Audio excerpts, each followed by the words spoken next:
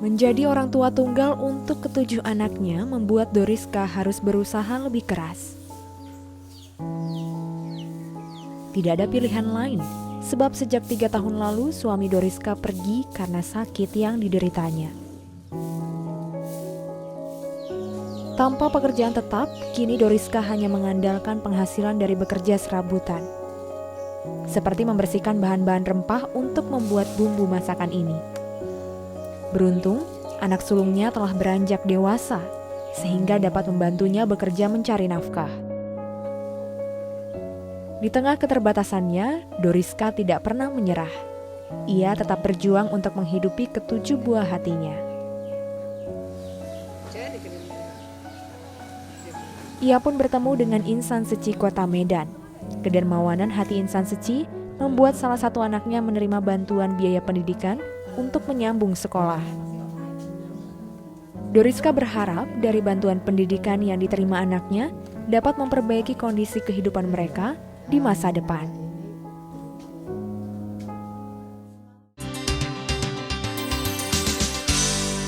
Pemirsa, menjadi seorang ibu tentu memiliki tanggung jawab yang besar, apalagi menjadi seorang orang tua tunggal yang harus berjuang untuk menghidupi anak-anaknya. Seperti narasumber inspiratif saya pada episode kali ini, ibu dari 7 orang anak ini harus berjuang sendiri sejak ditinggal suaminya 3 tahun yang lalu.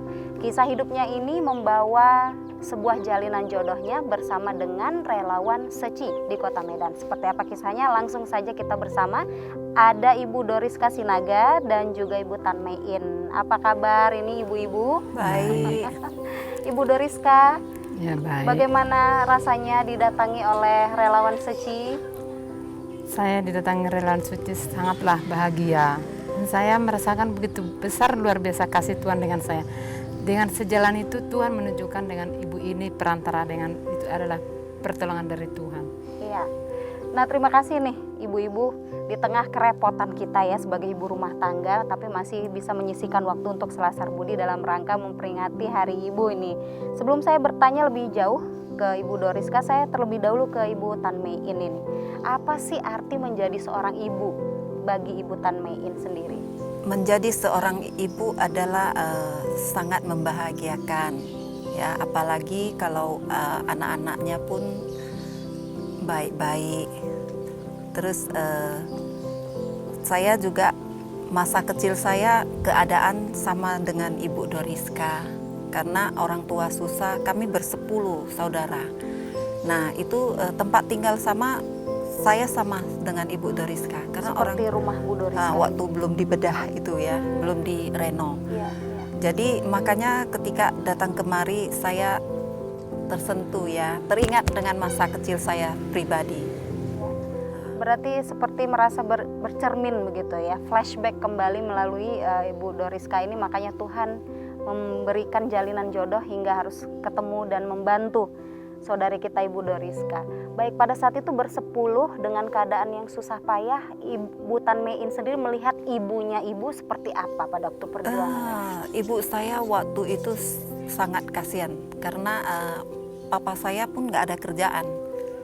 Ya kalau Ibu Doriska kan suaminya meninggal, papa saya ada, tapi waktu itu pun nggak ada kerjaan. Ya orang tua, mama saya yang banting tulang lah, semua kerja dikerjain demi menghidupi 10 orang anak. Jadi dari situ saya belajar sungguh-sungguh lah. Saya berusaha ya, berpikir suatu hari mesti cari uang membantu orang tua. Berarti memang seorang ibu memang adalah sosok yang kuat. Iya, Sebenarnya di balik betul. kelembutannya begitu ya. Betul. Kalau menurut Ibu Doriska sendiri apa sih artinya menjadi seorang ibu itu? Atau kalau dalam bahasa Batak ini disebut inang begitu ya? Iya. Kalau dikatakan ya seorang ibu itu gimana saya bilangnya, ibu itu haruslah bisa jadi teladan kepada anak-anaknya. Ibu itu harus betul lah dia untuk membenahi anaknya dan membesarkan supaya mereka itu memang harus dibesarkan ibu, harus bertanggung jawab dengan anaknya. Akulah yang jadi ibu dan bapak untuk membesarkan anak saya itu. Dan saya lah meminta doa supaya Tuhan memberikan suatu kekuatan supaya aku bisa membesarkan anak saya, supaya saya bertanggung jawab lah Ini Bu Doriska, mohon maaf jika harus flashback kembali dan itu mungkin sedikit membuat Ibu harus merasa sedih begitu. 7 orang anak, pada saat itu anak baru 9 hari lahir, masih bayi merah, dan waktu itu pula suami Ibu berpulang. Saya di sana kebetulan udah 3 tahun yang lalu. Saya nggak bisa katakan apa yang saya akan lakukan dan apa yang saya akan lakukan, akan saya pikirkan. Tapi setelah itu, setelah meninggal suami saya, dengar saya kabar, saya duluan berpikir bagaimana nanti suami saya tadi ini untuk membawa pulang kampung, untuk membenahi semua biaya-biaya ini yang almarhum ini, saya pikirkan dulu. Tapi Tuhan yang Maha Kuasa memberikan yang terbaik, dan semua urusan-urusan, semua biaya rumah sakit, semua memang Tuhan masih ada, hadir di kehidupanku, semua dengan berjalan dengan baik. Ya baik, pada waktu itu berarti meninggal karena sakit. Ya, bagaimana Bu Doriska menjalani hari-hari setelah itu, setelah ditinggal suami dengan anak-anak yang masih kecil, bahkan masih bayi? Sebelumnya saya belum bangkit kembali, belum selesai. Masih perjalanan dengan sangat sulit, belum bisa dikatakan sudah bangkit belum. Tapi setelah saya hanya berdua sama Tuhan, Tuhan beri aku kekuatan, belum beri mampukan untuk menjalani hidup ini, di mana saya harus membesarkan anak saya yang kecil. Karena anak saya nomor 7 masih lahir 7 hari, 9 hari. Saya hanya berserah sama Tuhan Maha Kuasa. Ya puji Tuhan lah, sampai ini hari Tuhan Maha Besar masih diberikan kesempatan, kesehatan kepada anak saya. Itu aja. Ibu Tan Mein, sehari-hari ini ada 2 orang anak yang Ibu punya ya, sepasang. Ya, alhamdulillah sepasang nih menikmati menjadi seorang ibu dengan perannya yang sangat repot itu. Sangat menikmati karena hobi saya juga masak. Kebetulan saya satu keluarga sudah vegetarian. Karena vegetarian itu saya tiap hari masak sendiri. Kalau orang ada liburnya minggu ya, saya Senin sampai Minggu masak sendiri. Karena saya orangnya juga nggak sembarangan makan di luar.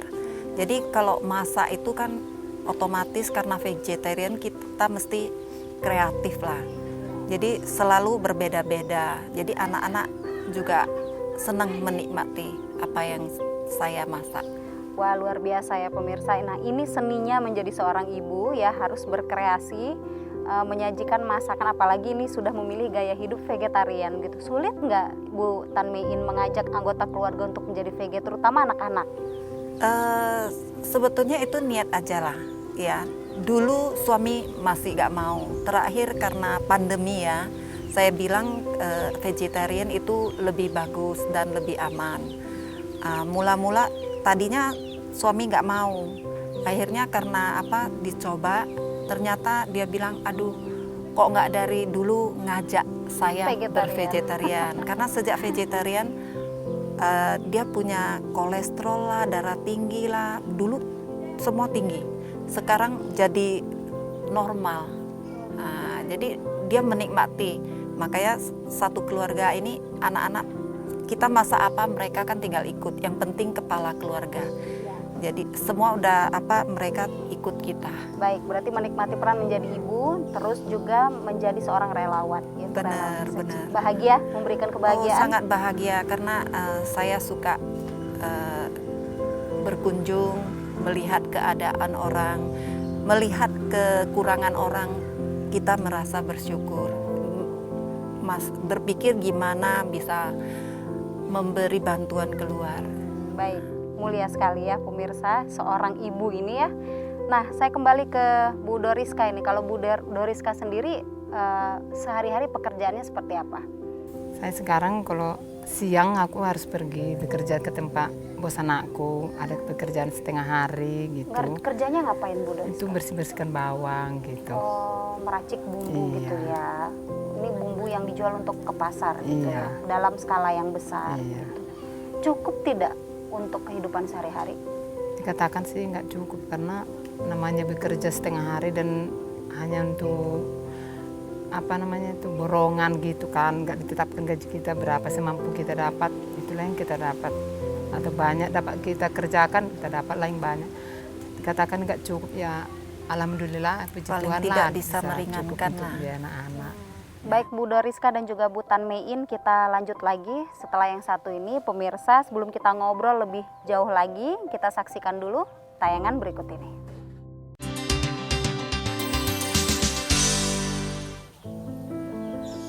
Jalinan jodoh insan Seci dengan Doriska ternyata tidak hanya sebatas bantuan pendidikan untuk anaknya saja. Relawan Seci memperhatikan Doriska lebih dari itu. Ya, kondisi rumah Doriska yang sudah tidak layak huni membuat hati relawan Seci tergugah untuk memberikan bantuan renovasi rumah. Pasalnya, kondisi rumah Doriska dengan atap yang bocor membuat ia dan anak-anaknya selalu khawatir jika hujan turun. Hanya dalam kurun waktu 3 minggu, renovasi rumah Doriska yang berukuran 5 x 8 meter ini rampung dilakukan. Atap rumah yang dulu bocor kini diganti dengan seng baru.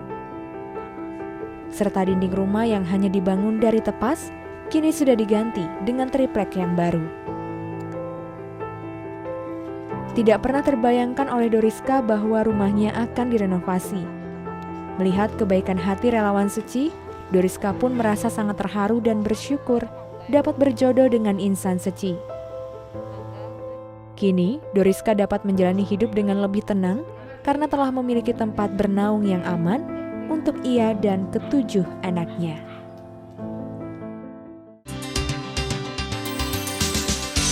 Kembali ke Ibu Tan Mein, bagaimana awalnya berjodoh ketemu sama Bu Doriska Sinaga ini?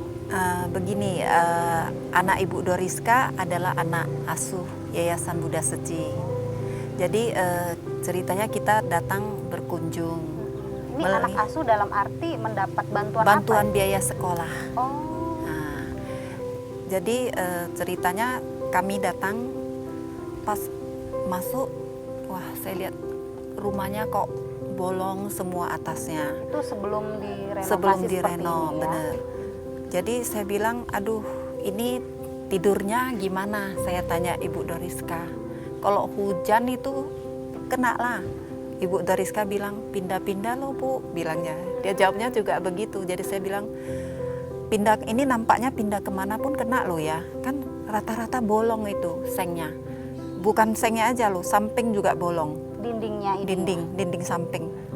Jadi akhirnya saya nggak bilang sih kita mau reno rumah dia. Jadi saya ajukan ke yayasan, minta bantuan supaya rumahnya diperbaiki. Biar kan pas musim hujan. Nah kalau hujan itu kepikir saya, cemana itu ya, pasti banjir gitu. Karena masa kecil saya kayak gini. Jadi untunglah akhirnya dapat direno juga rumahnya. Apa saja nih pada waktu itu Bu yang direnovasi? Sengnya diganti, Atapnya ini ya? terus ditempel ke dindingnya. Oh, ada triplex. Yang itu ya, dan dindingnya. Bagian dalam atas sumbangsi banyak orang lah. Dalamnya juga dikasih triplek. Oh, Banyak donatur juga yang sumbang. baik, biasanya kan ada juga bantuan bedah rumah, tetapi ini tidak dibedah, hanya Tidak. renovasi saja. Hanya karena reno, karena prosedur yayasan kan tanahnya mesti hak milik. Ini karena bukan hak milik, jadi kita ajukanlah biar mereka lebih nyaman tinggalnya, direno saja. Akhirnya disetujui, baru kita rasanya lega. Iya. Bu Doriska, mohon maaf, sudah berapa lama ditinggal oleh suami? Sudah lama 3 tahun. 3 tahun ya. Di 3 tahun itu bagaimana Ibu pastikan merasa terpuruk gitu. Ada satu titik di mana di dalam hidup sangat terpuruk, sangat sedih, begitu tidak tahu mau ngapain, mau apa-apa. Terus bagaimana caranya Ibu bisa bangkit kembali, optimis kembali demi anak-anak? Saya 3 tahun tinggal suami, dan nggak ada pikiran yang lain. Hanya tujuan bagaimana lah yang kecil supaya besar. Yang besar jadi makin dewasa, makin mengerti apa posisi mamanya ini. Pada saat rumah sebelum direnovasi seperti saat ini, itu tidur berarti rame-rame dengan anak-anak. Nah, hujan pada waktu itu seperti apa? Kalau misalnya hujan gitu kan, Kadang udah hujan di sana pun hujan, ya bergeser lah kami. Udah bergeser sana pun hujan. Saya memang sangat menyedihkan sendiri. Apabila ada suami saya mungkin bisa ditempel dari atas, tapi karena nggak ada. Udah 3 tahun yang lalu ditinggal. Inilah mungkin suatu harus kita belajar untuk yang terbaik. Jadi itulah makanya Tuhan masih adil dengan saya sendiri, dengan Doriska Bersinaga. Mana Tuhan masih memberikan ibu ini, menolong saya. Ketemu Saya sama hanya relawan berdoa sama ya? Tuhan. Yayasan. Bertemu dengan ibu ini. Tuhanlah yang menunjukkan jalan kepada ibu ini, dan ibu ini Berjodoh. perantara, berjodoh kami supaya kami ini jadi seorang yang sangat mulia lah hati ibu ini dengan pikiran saya. Baik Bu Doriska dan juga Bu Tan Mein, ditahan dulu, kita masih punya sesi terakhir nanti. Pemirsa, apa kata mereka tentang sosok Bu Doriska Sinaga? Kita dengarkan dalam tayangan berikut ini. Sangat terharu lihat Ibu Doriska. Dia sendiri membesarkan anaknya 7, suaminya pun sudah meninggal. Saya mengharap, mendoakan dia bisa menjaga anaknya sampai besar. Dia tetap tegar, kuat, bisa menjaga anaknya baik-baik, dan dia sehat-sehat lah. Anaknya semua 7 sehat-sehat. Saya sangat terharu lihat Ibu Doriska membiaya 7 orang sendirian, membiaya 7 anaknya. Saya berharap Ibu Doris lebih tegar dan kuat menjalani hidupnya. Pertama saya datang survei dengan PIC Tan Mein Sejie ya. Nah, saat pertama kali saya ke sini, saya melihat mereka kehidupannya cukup prihatin ya. Nah, dan seorang ibu yang membesarkan 7 anak ya. Dan saya melihat keadaan rumahnya juga sangat prihatin. Apabila hujan, para PIC dan saya juga ya sendiri juga merasa tidak tenang. Gimana ya keadaannya, mereka bisa tidur nggak? Terus anak-anak semua masih kecil, bisa kedinginan Kak. Dan mereka juga ada yang tidur di lantai gitu. Jadi merasa sangat tidak nyaman ya jadinya. Nah, setelah kita renovasi, nah kita lihat keadaannya dan melihat Ibu Doriska juga sudah bisa senyum. Nah, kita merasa sangat tenang dan kita juga ikut bahagia, sukacita melihat keadaannya. Nah, sangat terharu. Apa harapan Ibu untuk ke-7 putra-putri Ibu Doriska? Harapan saya untuk anak saya yang ke-7 ini, mereka itu jadi anak yang patuh. Dan harapan saya mereka itu bisa berpendidikan. Hanya kadarnya bisa tamatan SMA. Dari yang kecil sampai yang besar. Harapan saya mereka harus dapat pendidikan. Nanti di hari tua saya ibu yang baik, ibu yang jadi yang berjuang dengan anaknya yang 7 orang ini. Karena salah seorang anak Bu Doriska yang bernama Martin gitu ya mendapat bantuan dari biaya pendidikan dari Seci, dan ini berarti jadi ibu asuhnya adalah Ibu Tan Mein sendiri ya. Menjadi ibu asuh itu kan berarti tidak hanya memberikan biaya tapi juga nasihat, begitu Bu Tan Mein ya. Seperti apa nasihat-nasihat Bu Tan Mein untuk anaknya Bu Doriska? Saya juga menganggap seperti anak sendiri. Ya kadang Ibu Doriska bilang, Bu, ini loh si Martin sekolahnya males. Nah saya datang nanti saya bilang, Martin harus rajin belajar. Karena kalau ada pendidikan nanti besar kan lebih bisa menopang, bantu keluarga. Dinasihatilah, saya juga sering berkunjung, mengajarin kayak mana ya. Wah, ini berarti sudah jadi ibu di rumah, memasak makanan vegetarian, ini jadi ibu asuhnya Martin juga. Iya. Ada 2 ibu untuk Martin gitu ya. Iya, Nah, benar. apa harapan Bu Doriska untuk relawan-relawan Seci khususnya di Kota Medan? Saya mau mengucapkan kepada relawan Muda Suci yang ada di Medan, saya mengucapkan sebanyak-banyaknya terima kasih. Saya hanya berdoa sama Tuhan. Kalau saya sendiri ya gak bisa membalasnya, tapi Tuhanlah yang berlimpahkan ganda rezeki mereka dan membuat mereka ya Muda Suci semakin maju di kemudian hari di tahun yang akan datang. Semakin ya Muda Suci semakin berkembang atau semakin berjasa gitu. Dimana Yayasan Muda Suci itu sangatlah memperdulikan sesama anak asuhnya. Kalau harapannya untuk Bu Tan Mein secara pribadi apa? Kalau harapan saya sama Ibu Tan Mein ini, saya berdoa sama Tuhan berikan kesehatan. Hanya kesehatan yang luar biasa bagi kehidupan kita. Dan apapun yang kita kerjakan kalau kita ini tidak sehat, itu tidak bisa. Hanya Tuhan memberikan kesehatan, kekuatan supaya ibu ini sehat selalu. Bisa mendatangi saya. Misalnya saya sehat, saya saya sering dia pun datang. sehat. Bisa menghibur, Kami saling bisa bareng-bareng cerita masalah anak saya Martini supaya Martini jadi anak yang baik. Patuh dengan orang tua kepada juga ibu ini. Ibu Tan Mein, jika pemirsa di rumah, karena banyak sekali yang menonton acara The ITV kemudian mencoba untuk memberikan komentar di media sosial termasuk di Selasar Budi, selalu ada yang bertanya seperti ini, bagaimana caranya untuk menjadi relawan ataupun donatur, karena mereka sangat tertarik dengan kegiatan amal kemanusiaan relawan Seci.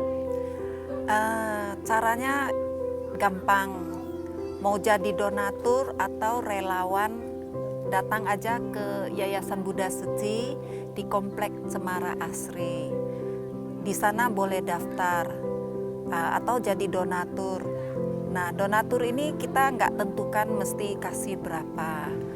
Dana sekecil apapun sangat bermanfaat kalau dilakukan beramai-ramai. Iya. Dan ternyata bukan hanya berdonasi dalam bentuk uang begitu ya, tapi juga sampah. Sampah, bener.